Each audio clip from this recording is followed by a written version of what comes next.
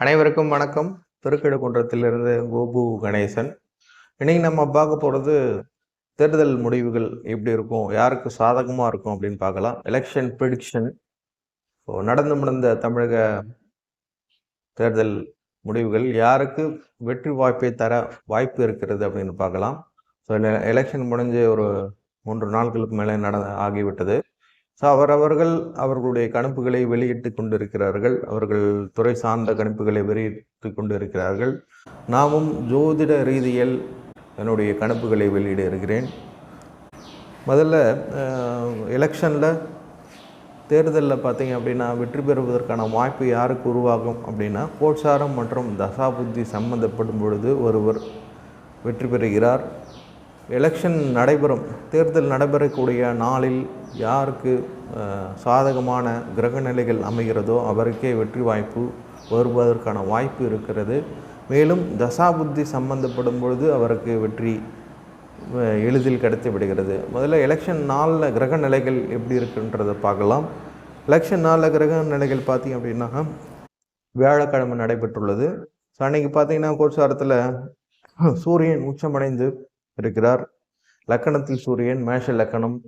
அன்றைக்கி பார்த்தீங்கன்னா காலையில் 7 மணிக்கு ஸ்டார்ட் பண்ணியிருக்காங்க. ஸோ மேஷ லக்கணம் தான். லக்கணத்தில் சூரியன், 2ஆம் இடத்தில் சுக்கிரன் ஆட்சி பெற்றுள்ளார். 3இல் குரு மற்றும் சந்திரன். அன்றைக்கி நட்சத்திரம் புனர்பூச நட்சத்திரம். கேது பார்த்தீங்கன்னா சிம்மத்திலும், ராகு கும்பத்திலும், மீனத்தில் புதன், செவ்வாய், சனி 3 கிரகங்கள் உள்ளன. புதன் நீசமடைந்துள்ளார். மேலும் பரிவர்த்தனையும் உள்ளது. பரிவர்த்தனை பார்த்தீங்கன்னா புதனுக்கும் குருவுக்கும் உள்ளது. எனவே இந்த பரிவர்த்தனை மிக முக்கியமான பங்கை தெரிவிக்க உள்ளது. கடைசி நேரத்தில், கடைசி நிமிடத்தில் தேர்தல் முடிவுகள் மாறுவதற்கான வாய்ப்பு இருக்கு அப்படின்றது தான் இந்த பரிவர்த்தனை நமக்கு தெரிவிக்கிறது. ஸோ இந்த கோச்சார கிரகங்கள் எந்த அரசியல் தலைவர்களுக்கு சாதகமாக இருக்கிறது பார்த்தீங்கன்னா, அவருக்கு அந்த வெற்றி வாய்ப்பு கிடைக்கும். ஸோ 4 முனை போற்றிய பார்த்தீங்கன்னா சீமான் அவர்களுக்கும், ஸ்டாலின் அவர்களுக்கும், விஜய் அவர்களுக்கும், எடப்பாடி பழனிசாமி அவர்களுக்குமான போட்டியாகவே நடைபெற்று கொண்டிருக்கிறது. ஸோ இந்த 4 பேருடைய ஜாதகம் மட்டுமே எடுத்திருக்கேன். ஸோ இதில் யார் வெற்றி பெறுவதற்கான வாய்ப்பு இருக்குது? முன்னாடியே சொன்ன மாதிரி ஒருவதற்கு கோச்சாரமும் தசாபுத்தியும் சம்மதிக்கும் பொழுது அவருக்கு வெற்றி வாய்ப்பு கிடைக்கிறது. முதல்ல சீமான் அவர்களுடைய ஜாதகத்தை பார்க்கலாம். சீமான் அவர்களுடைய ஜாதகம் பார்த்தீங்கன்னா 8/11/1966 பிறந்துள்ளார். ராகு மேஷத்திலும், குரு உச்சமடைந்து கடகத்திலும், சிம்மத்தில் சந்திரன் மற்றும் செவ்வாய் உள்ளது. இவர் சிம்மராசி, பூர நட்சத்திரம். கேது, சூரியன், சுக்கிரன் மூவரும் பார்த்தீங்க அப்படின்னா துலாம் ராசியிலும், விருச்சிகத்தில் புதனும், வக்ரமடைந்த புதனும், கும்பத்தில் சனி வக்கரம் அடைந்துள்ளது. இப்பொழுது இவருக்கு நடக்கின்ற தசா பார்த்திங்கன்னா சனி தசையில் சனி புத்தி நடந்து கொண்டிருக்கிறது. கோச்சாரத்தில் 2 வருட கிரகங்கள் என்று சொல்லக்கூடிய மிக முக்கியமான கிரகங்கள் சனி மற்றும் குரு. இவர்களுடைய பார்வை மற்றும் இருப்பிடத்தை பொறுத்து அவர்களுடைய வெற்றி வாய்ப்பு உருவாகும். சனி ஒருத்தருடைய ஜாதகத்திலையும், குரு ஒருத்தருடைய ஜாதகத்திலையும் பார்க்கும் பொழுது அவர்களுக்கு வெற்றி வாய்ப்பு கிடைக்கும். இவருக்கு பார்த்திங்க அப்படின்னா எலெக்ஷன் நடைபெற்ற நாளில் குரு பார்த்திங்கன்னா மிதுனத்தில் இருக்கிறார். இவருடைய ஜாதகத்தில் எந்தெந்த கிரகங்களில் குரு பார்க்குது அப்படின்னு பார்த்திங்கன்னா, குரு மிதுனத்திலிருந்து இவருடைய ஜாதகத்தில் சூரியன் மற்றும் சுக்கிரன், இந்த மாத கிரகங்கள் என்று சொல்லக்கூடிய சூரியன் மற்றும் சுக்கிரனையும் கேதுவையும் பார்க்கிறது. இந்த பலன்ன்றது ஒரு பார்வை என்று பத்தாது. குருவானவர் குருவையும் சனியையும் செவ்வாயையும் தொடர்பு கொள்ளும் பொழுது அந்த கோச்சாரத்துக்கு மிக அதிக பலமானது கிடைக்கும். ஸோ கோச்சாரம் இவருக்கு பெரிய லெவலில் சப்போர்ட் பண்ணலை. சனி பார்த்திங்கன்னா இவர் நடக்கிற தசாபுத்தி பார்த்திங்கன்னா சனி தசையில் சனி புத்தி. சனி ஆட்சி பெற்று வக்ரமடைந்திருக்கிறார். தசாபுத்தி பெரிய அளவில் சப்போர்ட் செய்யும். அடுத்து பார்த்திங்கன்னா ஸ்டாலின் அவர்களுடைய ஜாதகம் எல்லாருக்கும் தெரிந்த ஜாதகம் தான். அவர் பிறந்த நாள் பார்த்திங்கன்னா 1/3/1953. அன்றைக்கி பார்த்திங்கன்னா சுக்கிரன் மற்றும் குரு சேர்ந்து மேஷத்தில் உள்ளார். சுக்கிரன் குரு சேர்ந்து மேஷத்தில் உள்ளனர். கேது கடகத்திலும், இவரும் சிம்மராசி தான், பூர நட்சத்திரம். சனி உச்சமடைந்து வக்ரமடைந்து துலாத்தில் உள்ளார். ராகு மகரத்திலும், சூரியன் கும்பத்திலும், செவ்வாய் மற்றும் புதன் மீனத்திலும் உள்ளனர். பௌர்ணமி யோக ஜாதகம், புதன் நீசமடைந்துள்ளார்.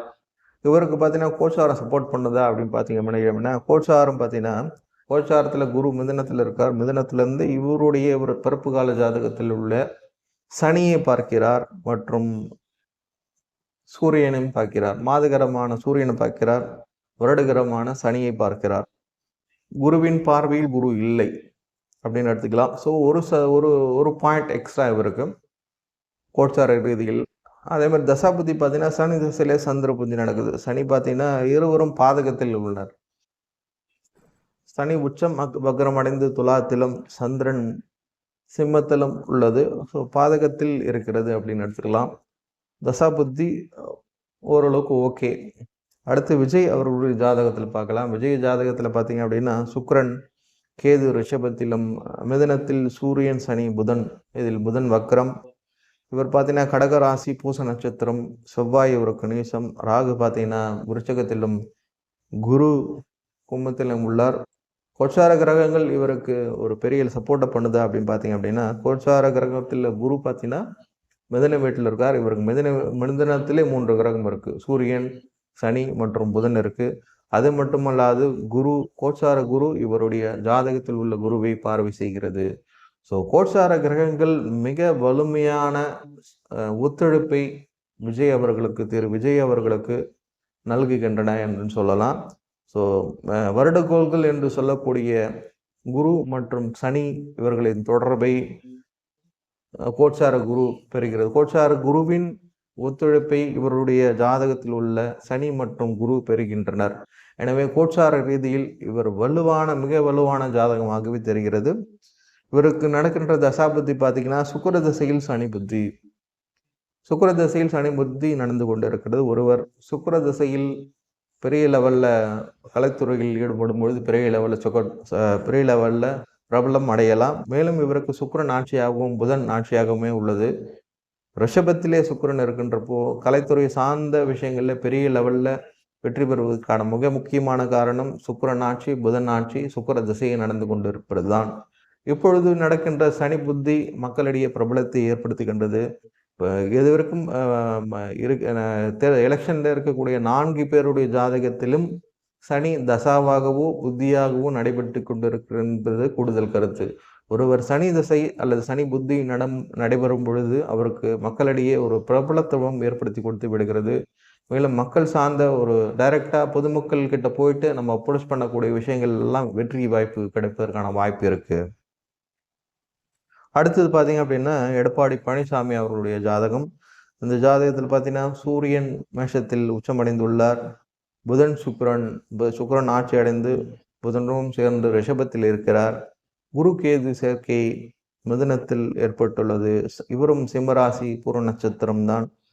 சனி வக்ரமடைந்து உச்சமாகவும் இருக்கிறது. ராகு செவ்வாய் தனுசு ராசியில் இருக்கிறார்.